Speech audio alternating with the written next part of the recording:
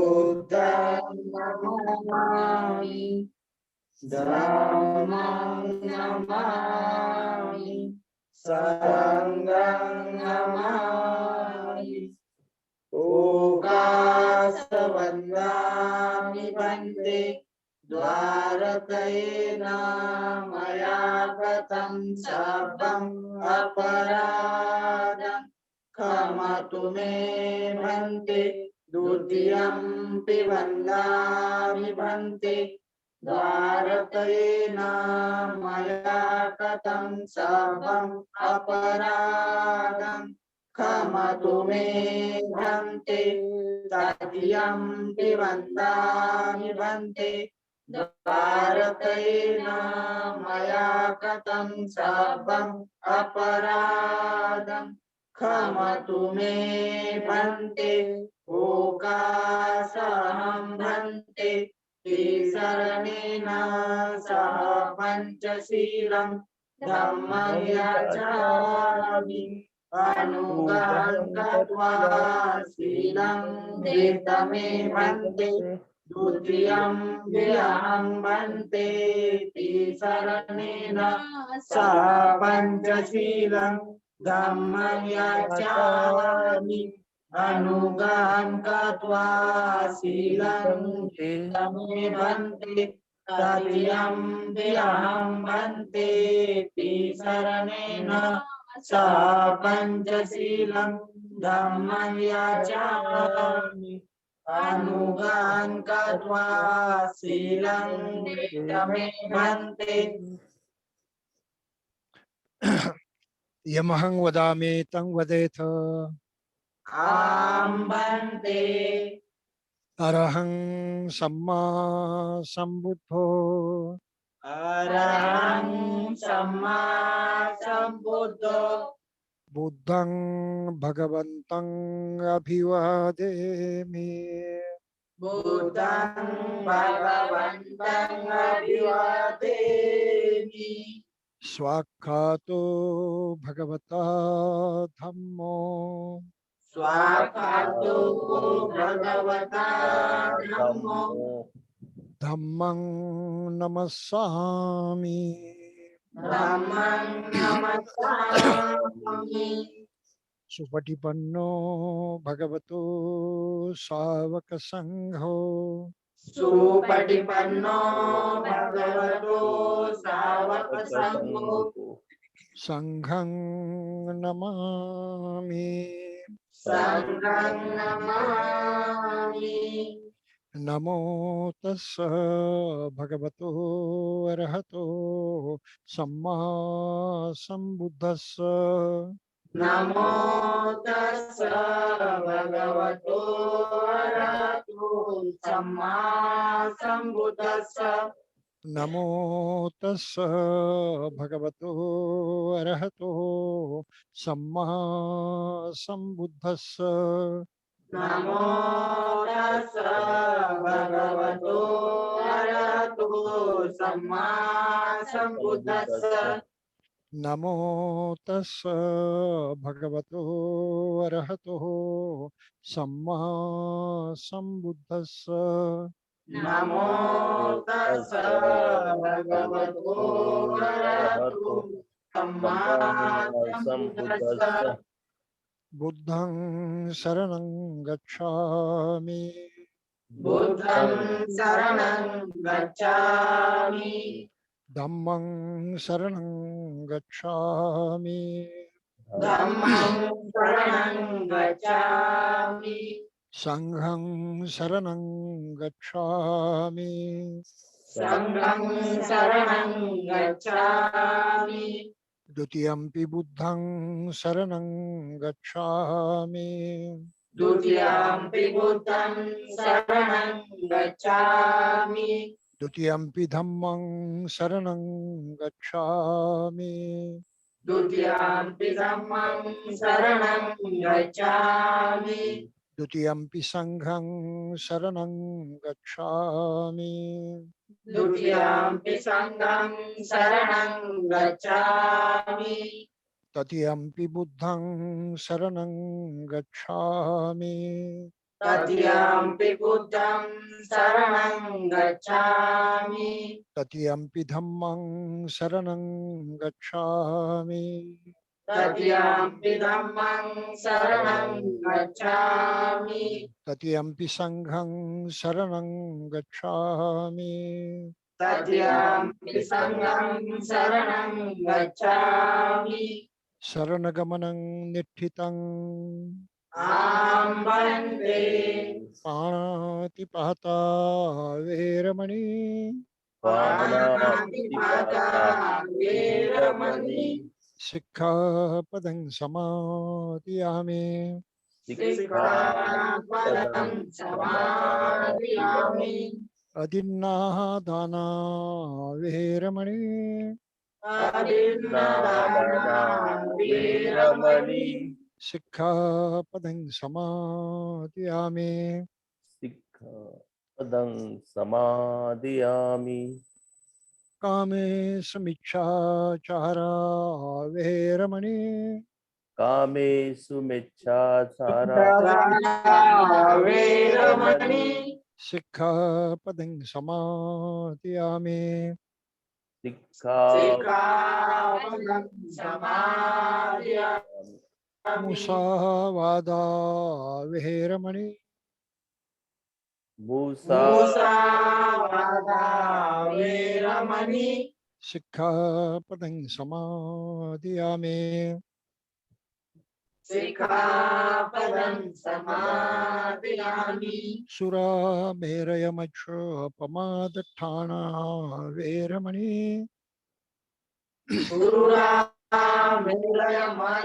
मध्यपमादठाना वेरमणि सिक्खापदं समादियामि सिक्खापदं समादियामि इमानि पञ्चसिक्खापदानि शीलेन सुखतिं यन्ति शीलेन भोगसम्पदा शीलेन निभृतिं यन्ति तस्मात् शीलं विशोधये आं वन्दे साधु साधु साधु साधु साधु साधु बुद्धं नमामि बुद्धं नमामि धम्मं नमामि धम्मं नमामि संघं नमामि संघं नमामि अहं वन्दामि सर्वदा अहं वन्दामि सर्वदा। तो हम सबने त्रिशरण पंचशील का ग्रहण किया है और अभी कार्यक्रम की हम शुरुआत करने जा रहे हैं। आज का जो विषय है आपको पता है सबको। आज का जो विषय है वो धम्म का जो दुख मुक्ति का जो मार्ग है वो क्या है। पिछले हफ्ते हमने एक छोटा सा प्रकाश बद्री ने डाला था मध्यम मार्ग के ऊपर। तो आज विस्तृत रूप से क्योंकि हमारे मित्र है जो दिल्ली में चीफ जनरल मैनेजर है mister D V Subba Rao ji, तो उनका ये कहना था कि ये how to eradicate from our life this dukha this sufferings या। तो हमने इस विषय को आज लिया है। तो भदंत विमल कीर्ति गुणश्री जी हमारे बीच में आज उपस्थित है, साथ में और बनते अजय चित्तो भी है और भी दूसरे मैं भंते जी को देख रहा था। और आप सभी को all India SC/ST employees welfare association की ओर से मैं आपका यहाँ स्वागत करता हूँ। जो लोग नए इस कार्यक्रम में जुड़े हैं तो उनको मैं निवेदन करता हूँ कि वो अपना परिचय दे देंगे और साथ में उनका contact number if they wish they can share with us. तो मैं जागे सोमकुंवर, मैं करबद्ध रूप से भंते जी को, आज के देशक वंदनीय भंते विमल कीर्ति गुणश्री जी को मैं निवेदन करता हूँ जो आज का जो विषय है उस पर अपनी देशना प्रारंभ कर सकते हैं। भंते जी प्लीज। धम्म भाइयों और बहनों, आज का विषय ये हर मनुष्य जीवन के लिए सबसे महत्वपूर्ण विषय है। पूरी मानव जाति की जो मुख्य समस्या है वो दुख है, परेशानी है, पीड़ा है, दर्द है, हर प्रकार की अवांछनीय बातें हैं, अप्रिय बातें हैं, दुखदाई बातें हैं। इनसे पूरा मनुष्य समाज पीड़ित है और इस पीड़ा से मुक्त होने की हरदम कोशिश हर आदमी करते रहता है। तो हर आदमी के जीवन से ये आज का विषय इतने बारीकी से, इतने गहराई से जुड़ा हुआ है। ये दुख है इसलिए अशांति है, ये दुख इस है इसलिए हम अस्वस्थ हैं, ये दुख है इसलिए हम मानसिक दर्द महसूस करते हैं और इसके ढेर सारे अनुचित प्रकार भी हम अनुभव करते हैं। तो इस दुख मुक्ति से हम लोग जुड़े हुए हैं। हर आदमी एक मनुष्य के रूप में, एक मनुष्य होते हुए बिल्कुल प्राकृतिक ढंग से, naturally, each person is concern with the suffering, naturally. तो मनुष्य कौन कौन से प्रकार के हैं, कैसे अलग मान्यताएं रखते हैं, कैसे अलग विचार रखते हैं, जिसको आप धर्म कहे, विचारधारा कहे, मान्यता कहे, हाँ, परंपरा कहे, कुछ भी कहे, लेकिन अलग अलग ऐसी ढेर सारी बातें हैं जिसमें मनुष्य स्वयं को पाता है, उनका स्वीकार करता है। और केवल एक ही कारण है उसका कि उसको इस नहीं उस तरह से दुख से मुक्ति पाना है। अब इस जीवन में नहीं मिली तो फिर उसकी आशा रहती कि शायद अगला जीवन होगा तो वहां पर मिले। अब मनुष्य जन्म पाता है पता नहीं कैसे, लेकिन एक बात तो हर मनुष्य को स्पष्ट रूप से मालूम है कि वो मृत्यु को वश होता है, मरता ही है। बिल्कुल निश्चित बात है, पक्का सच है कि जो प्राणी जन्म पाता है उसकी मृत्यु भी निश्चित है। समय सिर्फ मालूम नहीं होता, लेकिन मृत्यु टालना असंभव है। तो इस बारे में बड़ा सावधान है और इसको बहुत भारी दुख के रूप में देखता है। अरे सबसे भयंकर दुख कौन सा है? तो मृत्यु है, किसी हालत में नहीं आनी चाहिए। फिर क्या उपाय है, कहाँ सुरक्षा पाए, किस तरह से बचे इससे? इस फिक्र में आदमी हमेशा रहा है। मनुष्य जाति जब से निर्माण हुई है तब से इसी फिक्र में रही है, लगातार इसके बारे में सोचती हैं, कुछ ना कुछ करती हैं, अपने ढंग से प्रयास करती रहती है। तो दुख ये मनुष्य जाति की सबसे बड़ी अ, समस्या है और इसे मुक्त पाने का मार्ग जो है ये सभी के लिए संभव नहीं है। जो चाहत हम रखते हैं उसको पूरा कैसे करें, कोई निश्चित ही नहीं है। इस दुख के बारे में भी बहुत सारी मान्यता थी इतिहास काल में। लोग कहते थे भाई दुख निर्माण किसने किया, आखिर वो आया कहाँ से? तो इसमें भी मानव जाति में एक मत नहीं था, सर्व मान्यता नहीं थी, क्योंकि ये सच्चाई किसी को पता ही नहीं थी। तो हर आदमी अपने ढंग से कल्पना करता था, तर्क करता था, अंदाज करता था। शायद ये हो सकता है, ये सोच रखते हुए उसने दुख का कारण खोजने की कोशिश की। किसी ने कहा अरे नहीं ये स्वयं कतंग है, पाली में कहा है स्वयं कतंग, ये दुख आदमी खुद ही निर्माण करता है, दूसरा कोई निर्माण करता नहीं। लेकिन ये भी ये सही जवाब नहीं था, समाधान नहीं हो जाता था इससे। भाई स्वयं कुछ हद तक करता भी है, बात सही है, लेकिन बीमार होना क्या उसके हाथ में है? वृद्ध होना क्या उसके हाथ में है? मरना क्या उसके हाथ में है? तो ये बातें तो वो स्वयं नहीं कर सकता। तो ये जो मान्यता है स्वयं कतंग है दुख, हाँ, स्वयं निर्माण किया है, ये गलत है। फिर लोग कहने लगे कि नहीं ऐसा नहीं है, परंग कतंग है, माने औरों ने निर्माण किया है, दूसरों ने निर्माण किया है। तो ये भी बात किसी को जची नहीं पूरी तरह से, एक लोक मान्यता रही, कुछ लोग उसको चिपके रहे।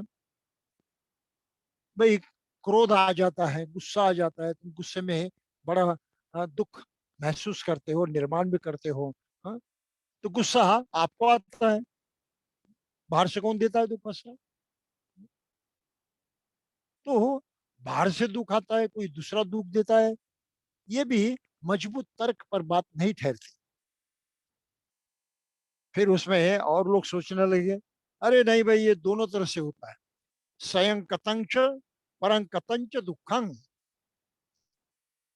दुख स्वयं भी निर्माण कर किया जाता, दुख का स्वयं निर्माण किया जाता है, और दुख दूसरों से भी निर्माण किया जाता है, दोनों ओर से होता है।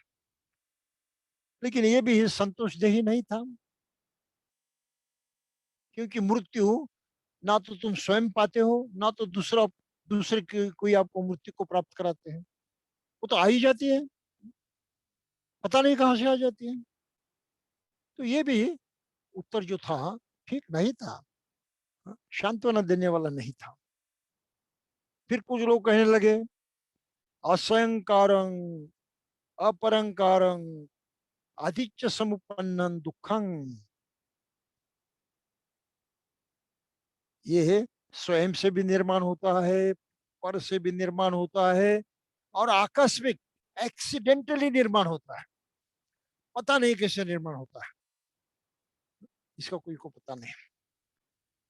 ये मैं इसलिए कह रहा हूँ कि मनुष्य जाति में दुख के बारे में पहले से ही सोच विचार करते थे लोग, उससे मुक्ति पाने की कोशिश करते थे, उसका कारण खोजने की कोशिश करते थे, और वो किसी किसी के हाथ में नहीं लगा।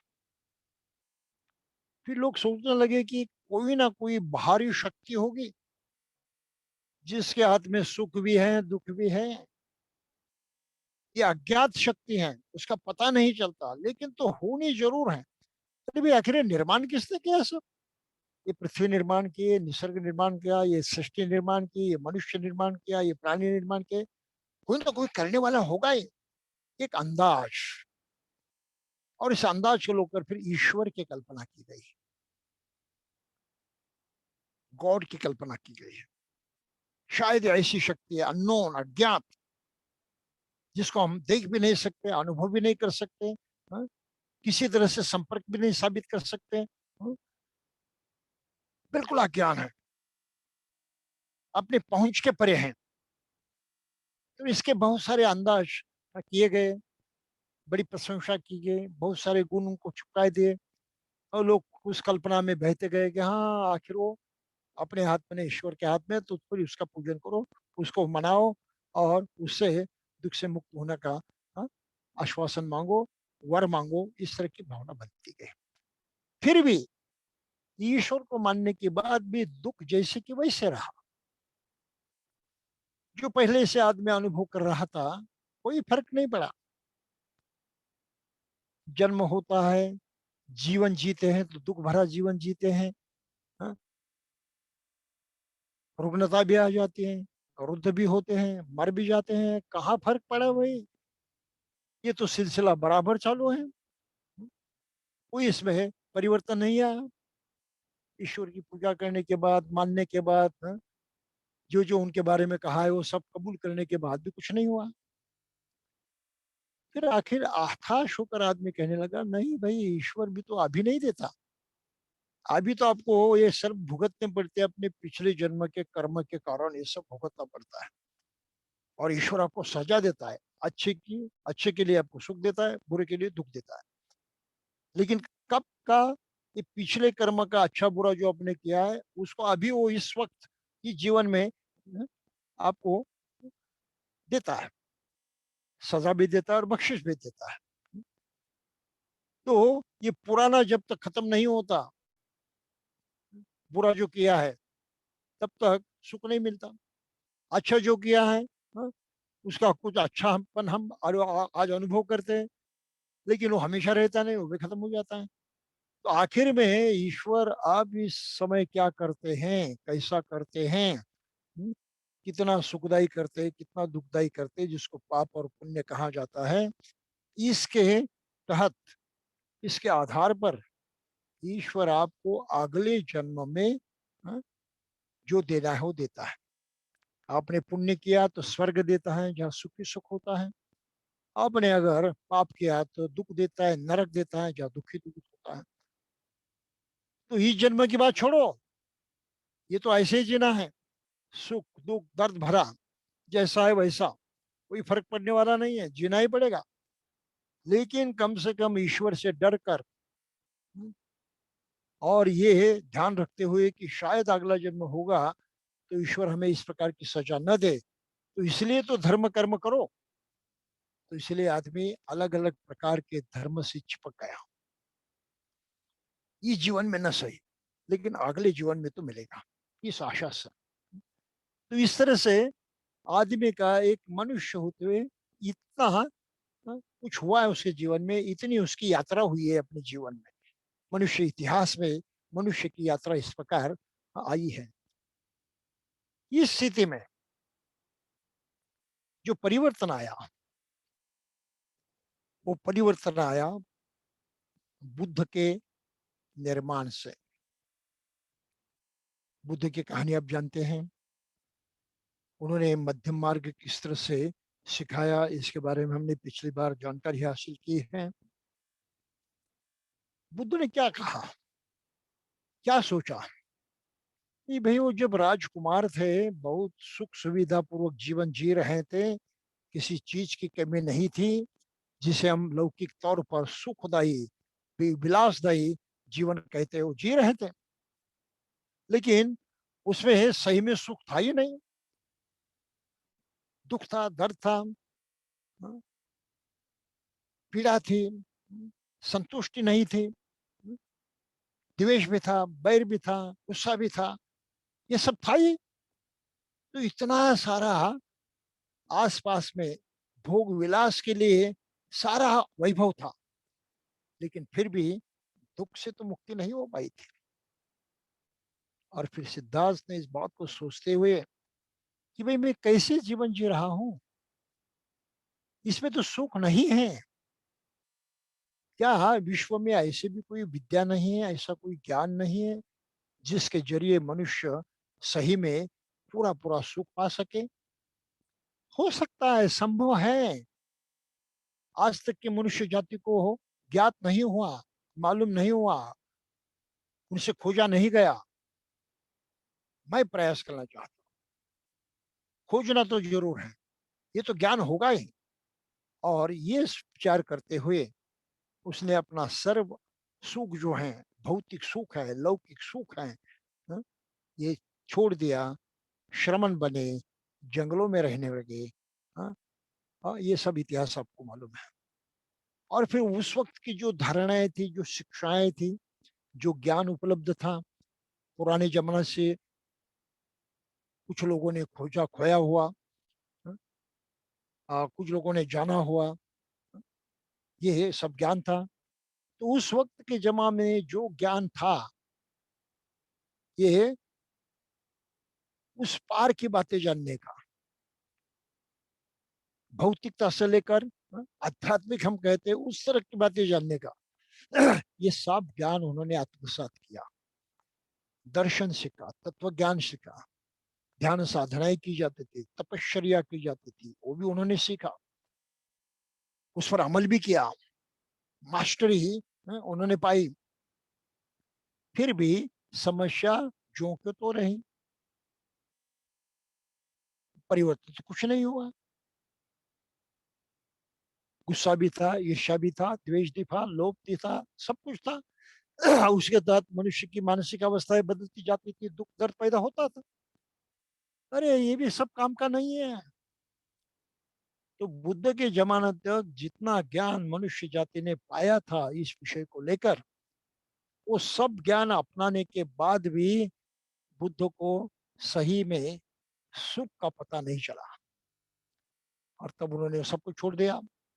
मेरे इसमें कोई दम नहीं, ये गलत बातें हैं, साबित हो गई क्योंकि मैंने करके देखी है, आजमा के देखी है। ऐसा नहीं कि केवल मैं सोचता हूँ, विचार करता हूँ, कल्पना करता हूँ, अरे कल्पना के सहारे उनको गलत ठहराता हूँ, ऐसा नहीं है। मैंने करके देखे हैं, आजमा कर देखे हैं, और अनुभव किया है कि ये व्यर्थ है। तो वो अभी अपने ही बलबूते पर हाँ, कुछ करना चाहिए।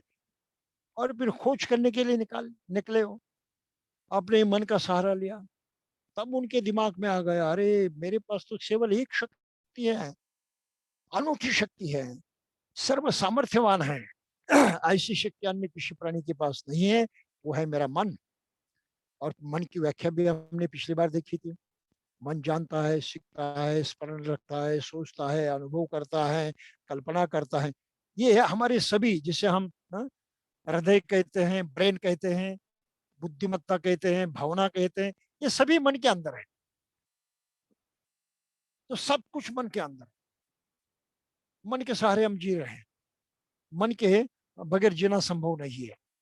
जो कुछ अनुभव होते हैं मन के सहारे अनुभव होते हैं, सोचते हैं मन के सहारे, ध्यान में रखते हैं मन के सहारे, कल्पना करते हैं मन के सहारे। अरे इतनी अनूठी शक्ति मेरे पास है, इसका सही ढंग से इस्तेमाल करना चाहिए।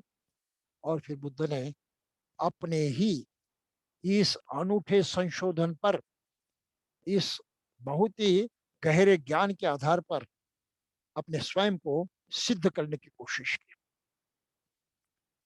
मन को उन्होंने परिशुद्ध किया, एकाग्र किया, और उसका परिणाम निकला। जैसे ही मन के अंदर वो झांक सके, उन्होंने पाया कि गड़बड़ी इसके अंदर ही है। मन के अंदर ये भावनाएं हैं, प्रवृत्तियां हैं, ये दोष हैं। लोभ की भावना है, चाहत है, और उसकी कोई मर्यादा नहीं रहती। आदमी चाहत के पीछे दौड़ता रहता है। द्वेष है, क्रोध है, ईर्ष्या मत्सर है, ये भी तो मन के अंदर छिपा है। और ये जो भावनाएं प्रकट होती है तो आदमी के जीवन में दुख दुख पैदा करते हैं। फिर मोह है, अज्ञान है, समझ नहीं है। जो हो रहा है वो देखने की भी ताकत नहीं है मनुष्य को। अरे ये तो सब मन के अंदर छिपा हुआ है। यहीं से दुख पैदा होता है, निर्माण होता है, आदमी के जीवन पर छा जाता है। और इस सच्चाई को जानते हुए उन्होंने अपने मन के ये जो अनुशय थे, ये चिपके हुए जो गंदगियां थी कहें तो, जो प्रवृत्तियां थी, उनको कमजोर कर दिया, उनको निष्क्रिय कर दिया। उनका प्रभाव और उनकी प्रेरणा उन्होंने पूरी तरह से नष्ट कर दी, दमन कर दी। और इसके विपरीत जो मनुष्य के अंदर में है, भावनाएं, इमोशंस, भाई मैत्री करता है तो सुख सुख पैदा होता है, करुणा करता है सुख सुख पैदा होता है, प्यार से रहता है सुख सुख पैदा होता है। तो ये जो सकारात्मक बातें हम कहते हैं, मानसिकता कहते हैं, मैत्री, करुणा, मुदिता, दया वगैरह सब प्रकार की, अरे ये तो मन के अंदर ही है। इसके भी बीज, इनको अगर बढ़ाया जा सकता है, उनका संवर्धन किया जा सकता है, तो आदमी सुखपूर्वक जीता है, अभी जीते जी दुख से दूर रहता है। इस सत्य को उन्होंने पाया, और इस सत्य को पाने के पश्चात फिर पर उन्होंने अमल किया, प्रत्यक्ष अपने स्वयं को लागू किया, और वो स्वयं दुख से मुक्त हो गए पूरी तरह से। तब तो बात पक्की हो गई। अरे मैंने पाया, जो खोजने निकला था, खोज लिया। सुख हमेशा के लिए हो सकता है, कायम रह सकता है। सभी प्रकार के दुखों से आप मुक्त हो सकते हैं। इस मुक्ति का मैंने अनुभव किया है, मैंने प्रत्यक्षात पाया है। तो ये जो बुद्ध की खोज थी, ये खोज पूरे मानव जाति के इतिहास में सबसे बड़ा कदम था, सबसे बड़ी घटना थी। पूरे मानव जाति के इतिहास को बदलने की क्षमता इसमें थी, बशर्ते मानव अगर उसका स्वीकार करे तो। और फिर बुद्ध ने कहा, तो मनुष्य तो इसीलिए जीता है, सुख के लिए। तो मुझे इसका मनुष्य जाति को उपदेश करना चाहिए, उनको सिखाना चाहिए, समझाना चाहिए।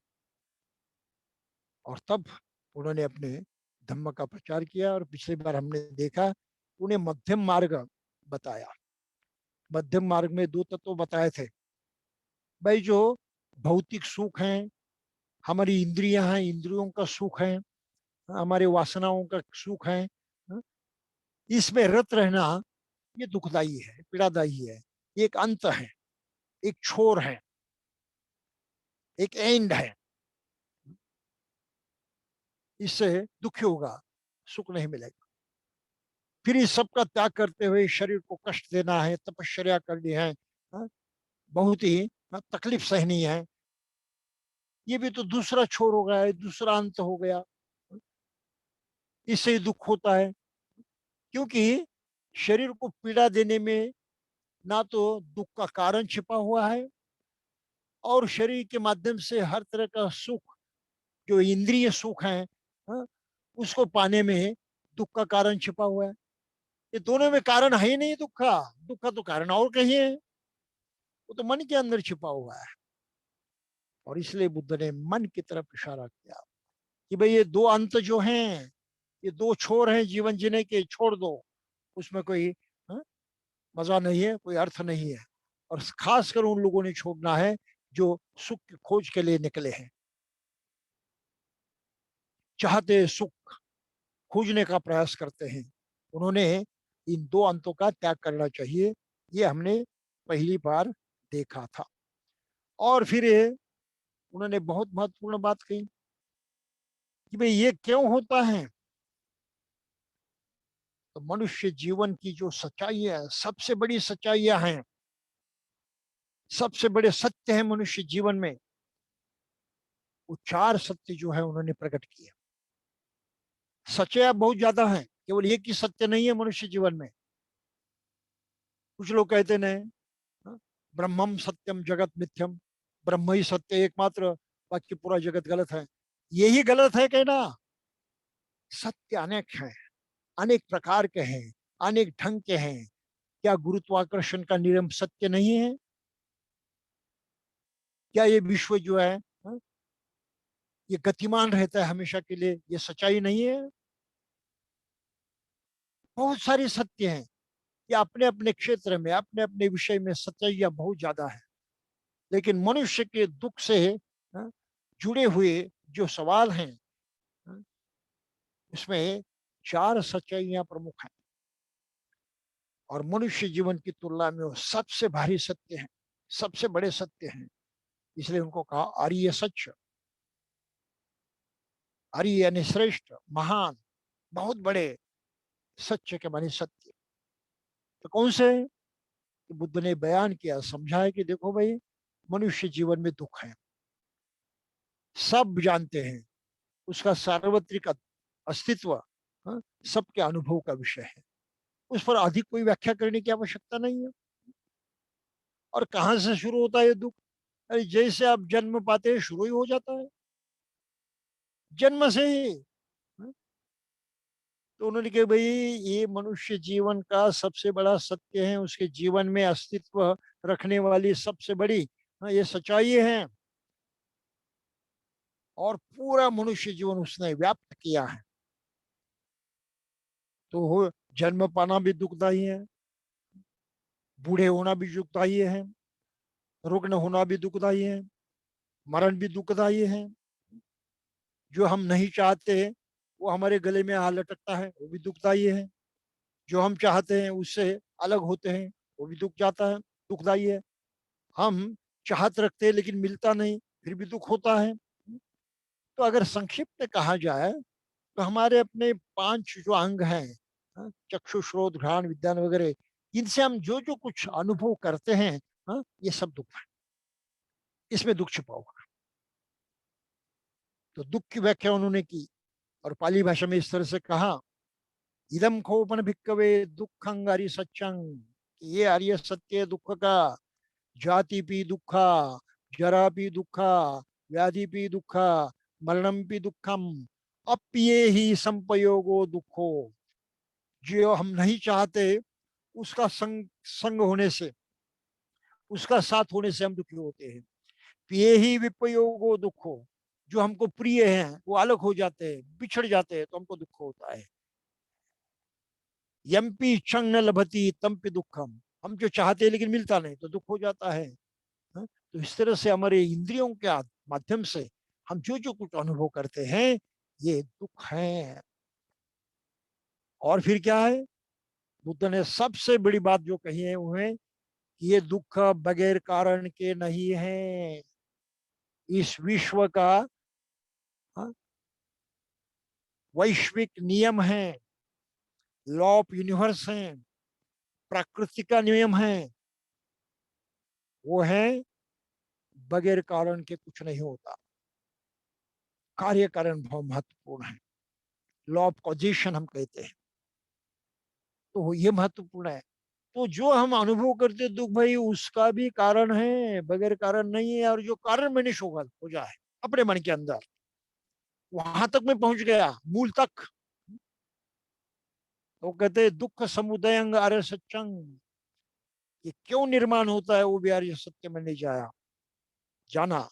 यायम वो कौन सा है, तन्हा पूर्ण भविका नंदिराग सहगता तत्र तत्राभिनंदिनी सयथीद काम तन्ना भव तन्ना विभव तन्ना। ये तृष्णा है हमारे अंदर, ये चाहत है, तगड़ी आकांक्षा है, इससे हम बंधित बन चुके हैं। तो ये कारण है दुख निर्माण होने का। मैंने उस कारण को पाया है, बहुत बड़ी उपलब्धि है, बहुत भारी प्राप्ति है। जब कोई बीमारी होती है तो वैज्ञानिक क्या करते हैं, बीमारी की जड़ क्या है, किस कारण हुई है, कौन से जंतु हैं, कौन से विषाणु हैं और क्या हैं, ये खोज निकालते हैं।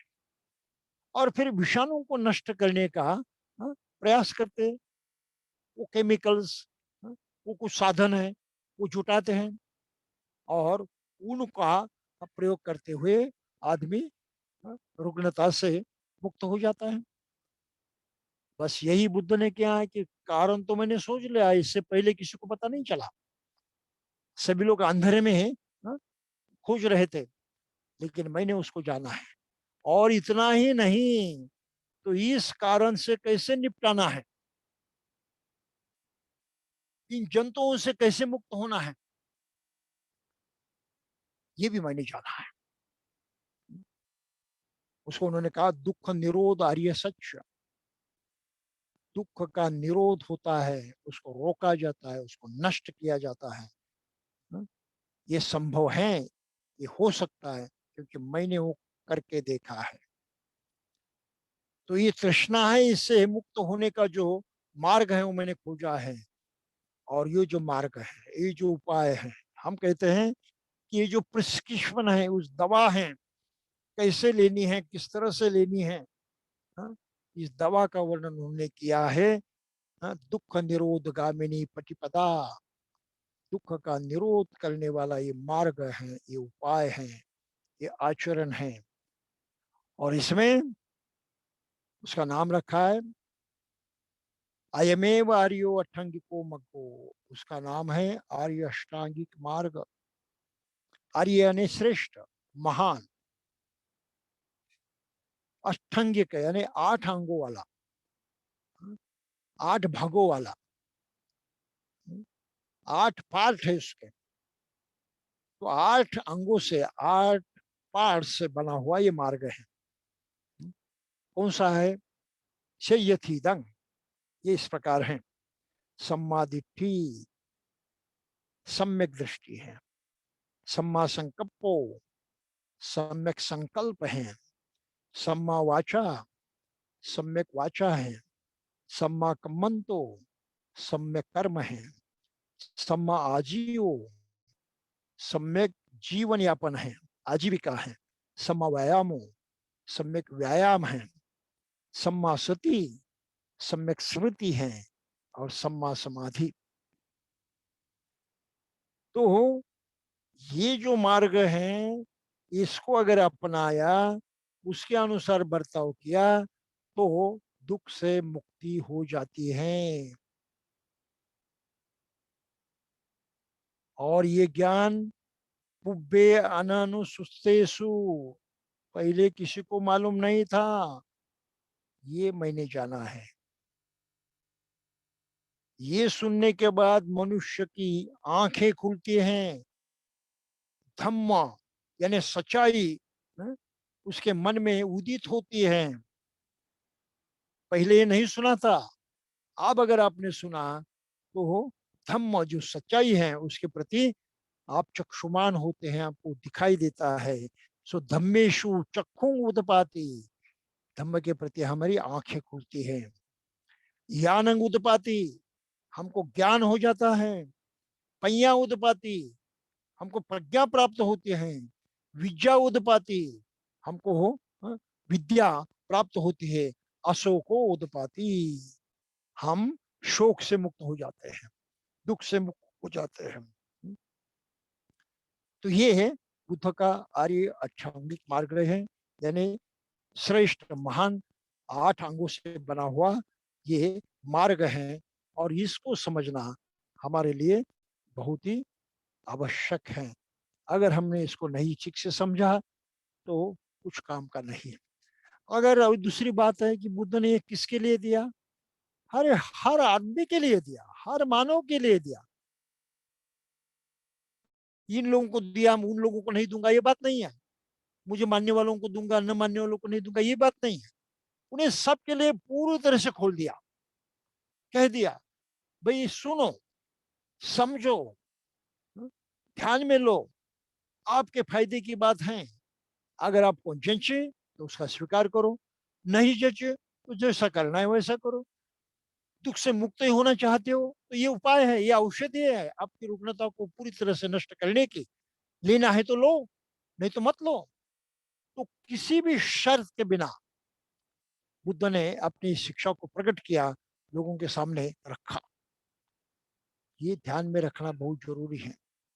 उसने कोई नया धर्म स्थापित नहीं किया, नया मत यानी अपना अलग से मत स्थापित नहीं किया।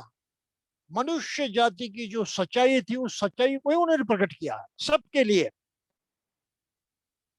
इसलिए उनकी शिक्षा किसी के विरोध में नहीं थी, विरोध के लिए, विरोध करने के लिए नहीं थी।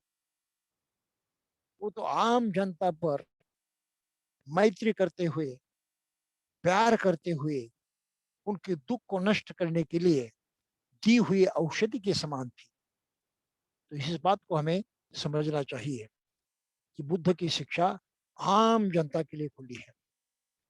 कोई कंडीशन नहीं है, कोई अट नहीं है कि ऐसा करने से आप ये शिक्षा को पाओगे, नहीं करने से नहीं पाओगे।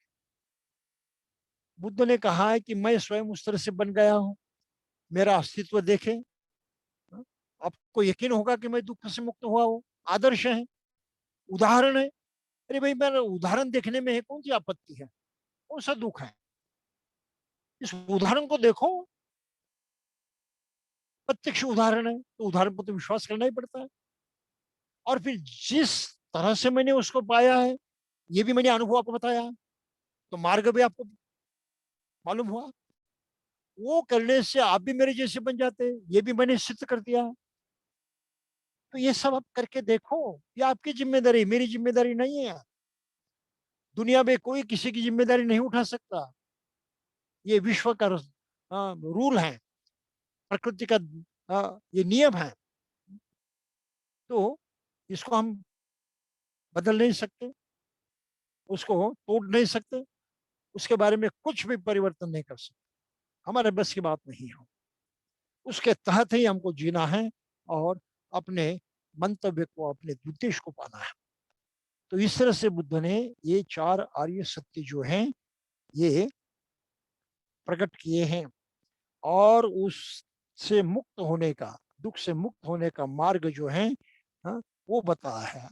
और दुख से जो आदमी मुक्त होता है उसको पाली भाषा में निब्बान कहा जाता है। दुख मुक्त, निब्बान यानी प्रशांत हुआ, शांत हुआ, सभी तरह से सुखदायी हुआ।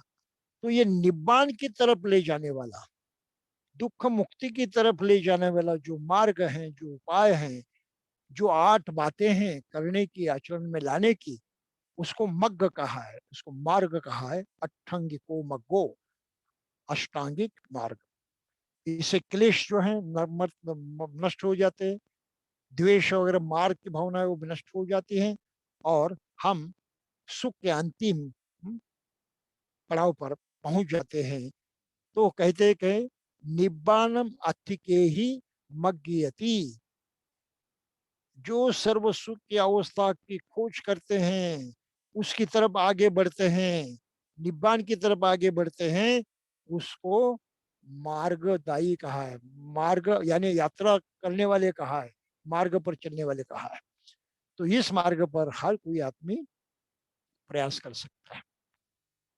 तो भाई ये तो केवल प्रस्तावना हो गई, अब तो हमें प्रत्यक्षात उस शिक्षा की तरफ मुड़ना है कि है क्या ये 8 अंग, कैसे हमको लागू होते हैं, किस तरह से हम उस पर अमल कर सकते हैं, किस तरह से उसका फायदा उठा सकते हैं। ये बहुत ही महत्वपूर्ण बात है। तो इस 8 अंगों का परिचय कर लेना आज हमारा मुख्य विषय है और उसको समझने की हम कोशिश करेंगे। तो पहली बात बुद्ध ने कही है सम्मा दिट्ठी, यानी सम्यक दृष्टि। सम्यक के मानिए है पूरी पूरी, संपूर्ण, परिपूर्ण दृष्टि। मतलब अपनी पूरे आंखें खोलकर देखना, संपूर्णतया जैसे है वैसे देखना, देखने में कमी नहीं करनी है, पूरा पूरा देखना। और आंखें हम पूरी पूरी खोल देते तो हम पूरा पूरा देख सकते हैं। ये अर्थ तो बिल्कुल स्पष्ट है। तो बुद्ध कहते हैं कि आपके पास देखने की शक्ति होनी चाहिए, लेकिन देखने के लिए 2 बातें काम आती हैं। एक तो हमारी ये कायिक आंखें हैं, चमड़े की आंखें हैं जो देखने का काम करते हैं, जिससे हम बहुत अच्छी तरह से परिचित हैं। लेकिन उस देखने का जो दिखा है, जो देखा है, उसका अर्थ जानने वाली आंखें मन के अंदर होती हैं। बगैर मन की आंखों ने, हाँ, उनको निश्चित किया, उनको समझा, उनको जाना, पहचाना, तब तक हमारे चमड़े की आंखों से हम जब देखते हैं उसका कोई मूल्य नहीं होता, उसकी कोई कीमत नहीं होती। एक ठहराने वाला कौन है? मन है। और इसलिए सम्यक दृष्टि के माने हैं अपनी मन की आंखें खोलना। और ये मन की आंखें कैसे खोली जाती हैं? तो हम छोटे होते हैं, बच्चे होते हैं, धीरे धीरे उम्र में बढ़ जाते हैं और ये बढ़ते हुए उम्र में फिर एक ऐसी अवस्था प्राप्त होती है जिसको हम कहते हैं कि हम सयाने हो जाते हैं। सयाने के माने सोच विचार करने की ताकत हम में आ जाती है। हर मनुष्य के जीवन में अवस्था आती है, उसमें कोई फर्क नहीं पड़ता। तो सोच विचार करने की ताकत आती है, समझने की ताकत आती है। हाँ? तो ये समझने की ताकत को बढ़ावा देना, उसको परिशुद्ध करना, उसको सही ढंग से अपनाना और उसके माध्यम से हर चीज को जानना, समझना, उसकी तह तक जाना, ये जो क्रिया है इसको सम्मा दिट्ठी कहते हैं। क्या आता है इसके अंदर? ये तो चार आर्य सत्य आ जाते हैं। भाई देखो, ये मनुष्य जीवन की वास्तविकता है ना। दुख है, दुख का कारण है, दुख का निरोध किया जाता है, निरोध करने का मार्ग है, समझो इसको।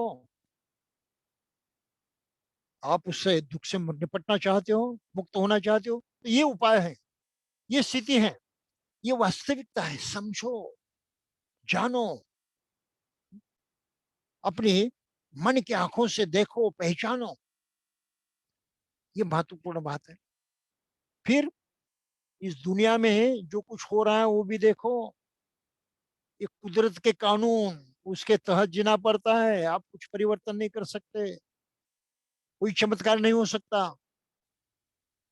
कुदरत के कानून में आप कुछ भी बदलाव नहीं ला सकते।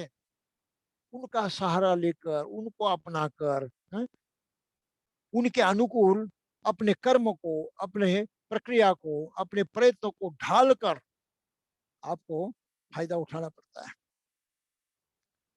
तो तीन लक्षण है इसके, प्रकृति के कानून जो इसके तीन लक्षण है। क्या है? प्रकृति सदैव परिवर्तित होती रहती है, निरंतर परिवर्तन होते रहता है, लगातार परिवर्तन होते रहता है। आज के साइंस की भाषा में कहते हैं कि the universe is in a flux, गतिशील है, हर चीज गतिशील है, परिवर्तनशील है। ये तो सच्चाई है विश्व की। इस सच्चाई से हम वो नहीं मोड़ सकते। यहाँ परमानेंट कुछ नहीं, कायम कुछ नहीं, हमेशा के बदलने न बदलने वाली चीज है ये नहीं। ना आत्मा है, ना परमेश्वर है, ना कोई और चीज है। विश्व का नियम है, उसका कानून है, उस गति से चलता है, परिवर्तन की, एवर चेंज। तो change is the law of universe. Buddha ने उस तरफ इशारा किया कि देखो उसको भी, अनजान मत रहो। फिर दूसरा कानून क्या है? कोई ठोस नहीं है इस दुनिया में, हमेशा के लिए कायम रहने वाली कोई चीज नहीं है। आत्मा पर विश्वास मत करो। ठोस कुछ ऐसा स्थान है जहां पर हम सुख से रहेंगे हमेशा, मत विश्वास करो, ऐसा नहीं है कुछ। इस कानून के खिलाफ कुछ नहीं हो सकता। और फिर तीसरा लक्षण है इस मनुष्य जीवन का, सृष्टि का, उस दृष्टि से कि दुख भरे बातें इसमें हैं, दुखों की कमी नहीं है, ये सच्चाई है। तो ये तीन लक्षण, ये खासियत जो है विश्व की, उसको जाने, पहचाने और उसको अपनाकर जीने की कोशिश करें, देखें सही ढंग से। और फिर तीसरी बात है, कारण के बगैर कुछ होता नहीं दुनिया में। तो कार्य कारण भाव को जाने। जो कुछ परिणाम देखते हैं उसका कुछ ना कुछ कारण होता है। सही का भी कारण होता है, बुरे का भी कारण होता है, बगैर कारण के कुछ नहीं होता। तो इस भाव को जाने, इसको समझे, तब आपकी सम्यक दृष्टि है, वो बढ़ जाती है। और फिर आप करते हैं, करने के बाद यह अनुभव होता है। आप करते हैं, हलचल करते हैं, इसलिए जीवित हैं। तो जीवित रहने के लिए आपको करना ही पड़ता है, जिसको कर्म कहा जाता है। बगैर कर्म के आप जी नहीं सकते, बगैर कर्म के आप कुछ पा नहीं सकते। कर्म करना आवश्यक है, वो अटल है, टाल नहीं सकते। तो कर्म भी अलग अलग प्रकार के फल देता है, परिणाम देता है। गलत कर्म से गलत परिणाम होता है, सही कर्म से सही परिणाम होता है। जानो इस बात को, समझो। ये अपने लाभ की, अपने काम की बात है। और फिर जो सही करते हैं उसका सही परिणाम होता है, सुख मिलता है, आनंद मिलता है, हम प्रसन्न होते हैं। बस वो सही करने की आदत बढ़ाओ, जिसको पहले में कहा कुशल आचरण हो। तो ये समझदारी मन के अंदर बढ़नी चाहिए। बचपन ने जो सीखा और उन्होंने कुछ बताया, बाकी लोग जो कर रहे हैं सभी सही नहीं है, बहुत गलत है। बहुत उल्टा सीधा है। तो इन बातों से बचो, खुद की रक्षा करो। उसको अगर पकड़ कर रखा तो आपकी दृष्टि अंधी रहेगी, अधूरी रहेगी, आप पूरा पूरा सच नहीं देख पाओगे। तो ये सम्यक दृष्टि है मई, बहुत बड़ी बात है, बहुत इंपॉर्टेंट है। बगैर दृष्टि के चलना मुश्किल है, बगैर दृष्टि के मनुष्य जीवन जीना मुश्किल है। ये तो हम सभी जानते हैं। अपनी अच्छी आंखें हैं, जरा बंद करके दुनिया में जाओ, रास्ते पर जाओ, मार्केट में जाओ, करके दिखाओ, नहीं कर पाओगे। आंखों का होना जरूरी है जीवन जीने के लिए। ये निहायत जरूरी हाँ, चीज है आंखें। और उनका तंदुरुस्त होना, उनका सही ढंग से खुला होना, उनके माध्यम से सही ढंग से हर चीज को पूरा पूरा देखना, ये हमारे लिए आवश्यक है। तो मत के, मतांतर के, श्रद्धा के, भावना के हाँ, ऐसे कुछ जो विषय हैं, ये अपने आंखों पर वो चश्मे मत चढ़ाइए, फेंक दीजिए उन चश्मों को। और प्राकृतिक ढंग से आपकी जो ताकत है मन की देखने की, उसको अपनाएं। तो ये है सम्मा दिट्ठी। अब सम्मा दिट्ठी है, समझ में तो आ गया, लेकिन करने की भी ताकत होनी चाहिए। मैं करना चाहता हूँ, केवल जाना और चुपचाप बैठा, ऐसा नहीं होगा। ये तो मेरे काम की चीज है, मुझे करनी ही चाहिए। समझ गया ना मैं, अब तो करना है, किसी हालत में करके रहूंगा। तो ये जिद पैदा होती है, करने की इच्छा पैदा होती है, और करने के लिए हम उद्यत हो जाते हैं। उसको ही संकल्प कहा गया है। और ये संकल्प कैसे है कि बुद्ध ने जो शिक्षा दी है उसके अनुसार करना है। उन्होंने कुछ मार्गदर्शन किया, उसके अनुसार करना है, अपने मन के बल पर नहीं करना है। बुद्ध ने निश्चित मार्गदर्शन किया है, उस मार्गदर्शन को लेकर हमें चलना है। इसलिए सम्यक संकल्प है, ये पूरा पूरा संकल्प करना है, अधूरा नहीं। हाँ किया, मैं आप करने की जरूरत नहीं, छोड़ दिया, अभी मैं करूंगा, आधा अधूरा पर नहीं होना चाहिए। पूरी तरह से उसमें लगने की ताकत होनी चाहिए, और पूरी अपनी ताकत लगाकर कर वो कर्म हमको करना चाहिए। ये संकल्प है। और फिर प्रत्यक्षत आचरण की शुरुआत कहाँ से होती है? हर तरह का हम आचरण करते हैं, शरीर से हलचल करते हैं, उसको आचरण कहते हैं। अपनी वाचा से बोलते हैं, उसको भी आचरण कहते हैं। मन से सोचते हैं, विचार करते हैं, उसको भी से, जिसको काया से कहा जाता है, वाणी से जिसे वाचा से कहा जाता है, मन से जिसे सोच विचार के माध्यम से कहा जाता है। तो ये तीन तरह से हम काम करते हैं। और इसमें सबसे ज्यादा प्रभावशाली होता है हमारा कहना, बोलना, क्योंकि उसके माध्यम से ही हम औरों के संपर्क में आ जाते हैं।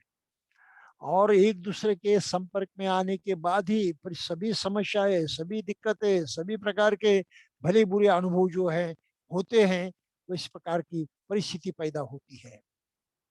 तो हम अपनी वाचा की तरफ ध्यान दे। भैया हमारा संपर्क औरों के साथ गलत ढंग से नहीं आना चाहिए, क्योंकि उससे दुख पैदा होगा।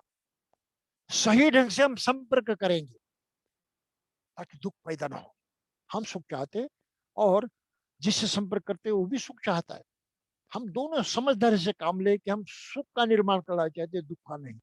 और वाचा दुख के निर्माण करने में सबसे अगुआ होती है, सबसे आगे होती है। तो हम वाचा पर कुछ नियंत्रण रखेंगे। किस तरह से? पहली बात, झूठ बोलने से बचेंगे, नहीं झूठ बोलेंगे किसी हालत में।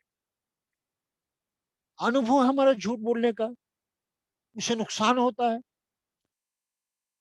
एक दूसरे का विश्वास टूट जाता है, आदमी एक दूसरे से बिछड़ जाता है, यहाँ तक कि प्रतिशोध लेने के लिए, एक दूसरे को दुख देने के लिए भी वो बढ़कर काम करता है, बैरी बन जाता है।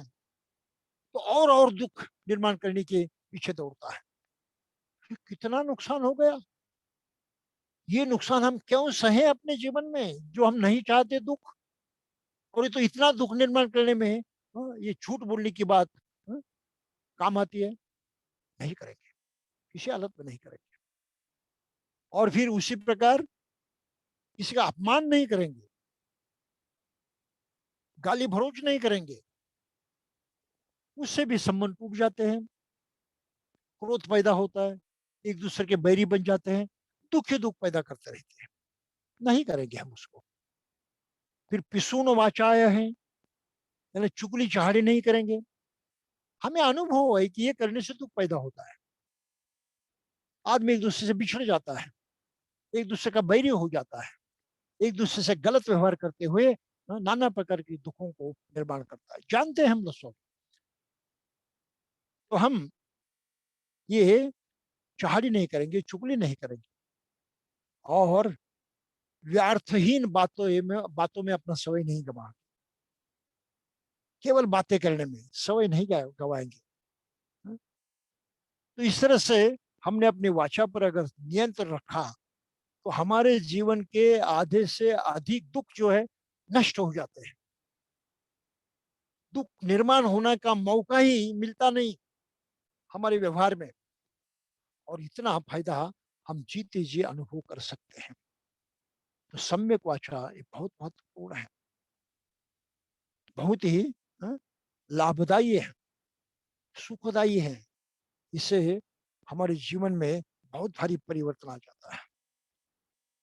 तो ये पहली बात है, यहाँ से शुरुआत करो भाई, वाणी से, बोलने से, वाचा से। ऐसा मत मानो अरे दुनिया ऐसी है जहाँ सच की कोई कीमत नहीं, यहाँ झूठी चलता है, ये बकवास है, इस पर विश्वास मत करो। आखिर दुनिया को सच के रास्ते राह पर ही चलना है, तब दुख नष्ट होगा। बाकी नहीं करते इसके माने ये नहीं कि हम ना करें, बाकी सच्चाई नहीं जानते इसके माने ये नहीं कि हम सच्चाई को न जाने। हम अपने लिए तो करें, कुछ ना कुछ फायदा हमारा हो ही जाएगा, और उससे दूसरों के भी फायदा होगा। हम करने से स्वयं को न रोके। ये दुनिया भर की फालतू बातें जो है, जिसको सन पर फलाप कहा है, ये फिजूल बातें हैं, इसके बहकावे में ना आए।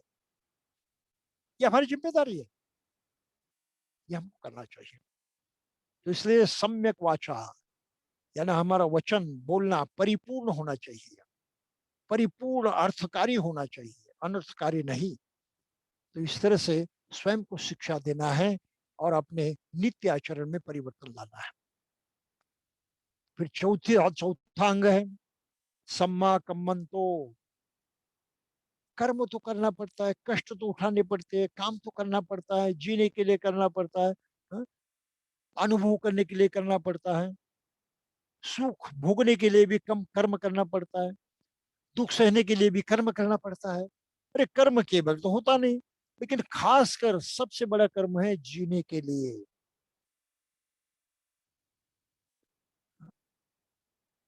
तो उसके लिए अलग से बात कही है, लेकिन कर्म सबको करना पड़ता है। तो उसमें कैसा कर्म करें, जिससे सुख पैदा होगा वही करेंगे, जिससे दुख पैदा होता नहीं करेंगे। इसमें ही शीलाचरण आ जाता है, पंचशील आ जाता है, अष्टशील आ जाता है, दसशील आ जाता है। शीलों का आचरण करना हमारे सुख के लिए आवश्यक है। दूसरे करे या न करे, अपनी भलाई के लिए हमें शीलों का आचरण करना ही चाहिए। इसका विवरण करने में आपका समय नहीं लूंगा, आप सब जानते हैं शील कौन से हैं। अनादिपाता जैसे हमने पहले पठन किए, पंचशील है, अष्टशील है, दसशील है, कुछ ना कुछ जानकारी आप सभी को है। तो शील के अनुसार बर्ताव करने की चेष्टा करें, शीलों का भंग मत करे, उनको मत तोड़े, उनके खिलाफ बर्ताव मत करे, क्योंकि उससे दुख पैदा होता है। और फिर आजीव होए, जीने के लिए कर्म करना पड़ता है, जीवित रहने के लिए कर्म पड़ता है, हाँ? आहार के लिए कर्म करना पड़ता है, तो उसको कर्म कहते हैं। आजीविका यानी हमारे जीवन चलाने के लिए, हमारी जिंदगी चलाने के लिए जो कर्म करते हैं, तो कमाने का कर्म है, कष्ट उठाने का कर्म है, पाने का कर्म है। तो हम अपने कमाने के लिए, जीवित रहने के लिए जो कुछ काम करते हैं, वो भी ऐसा काम हो जिससे दूसरों का नुकसान ना हो, नकारात्मकता ना हो।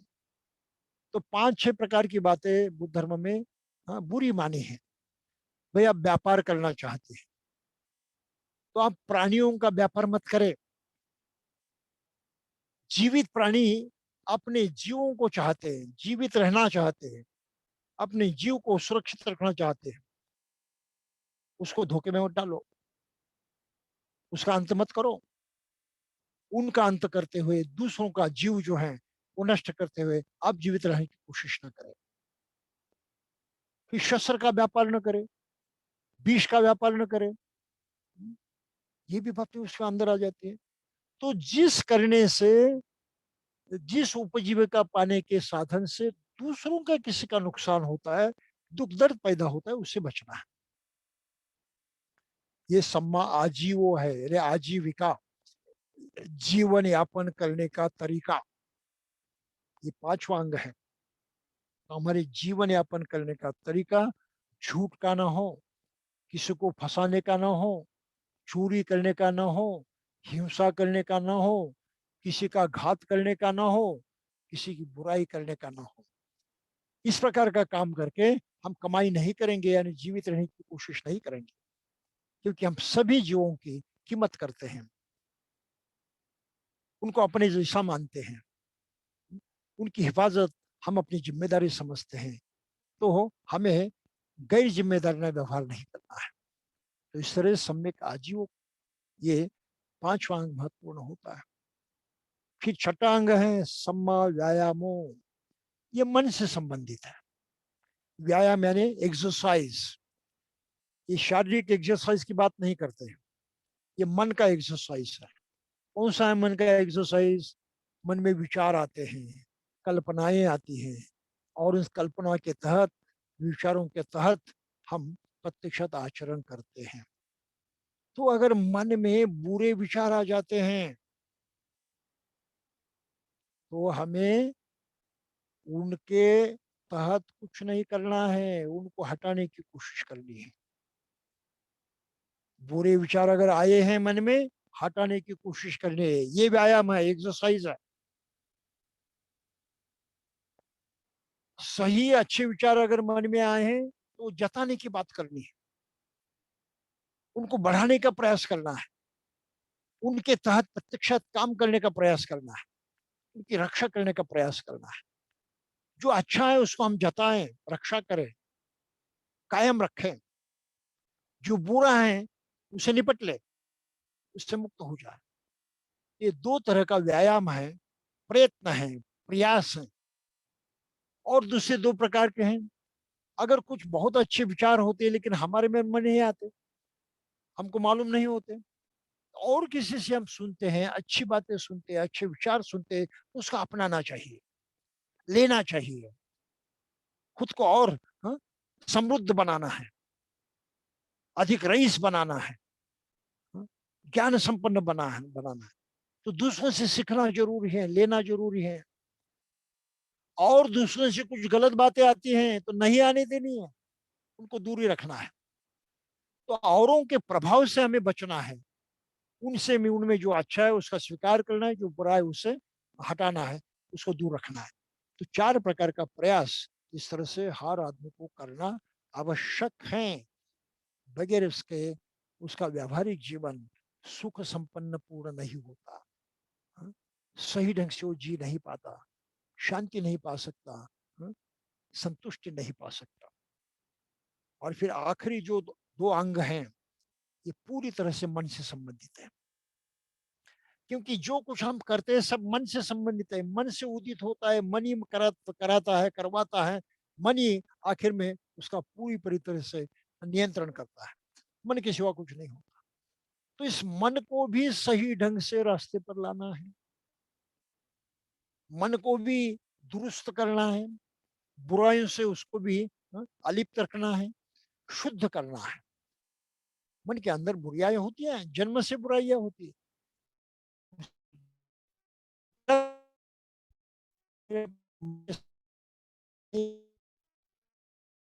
और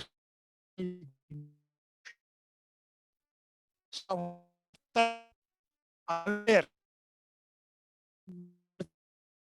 हम करते हुए सावधानी से करनी चाहिए, कैसे ये सही है या गलत है, इसका अंजाम सही होगे या बुरे। बगैर सोचे बगैर जाने के सावधान को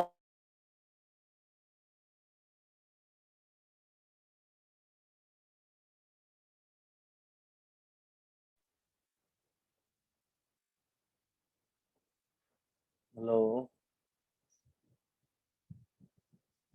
हाँ,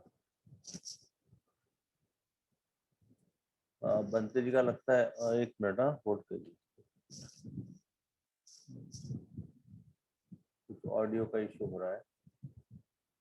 बंते जी आवाज येत नाही तुमचा अजिबात।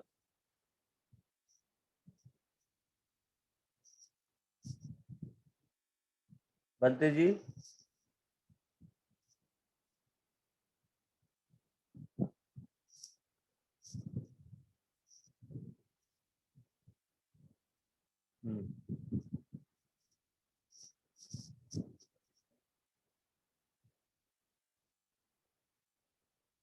एक मिनट होल्ड करा जरा, या जस्ट होल्ड ऑन।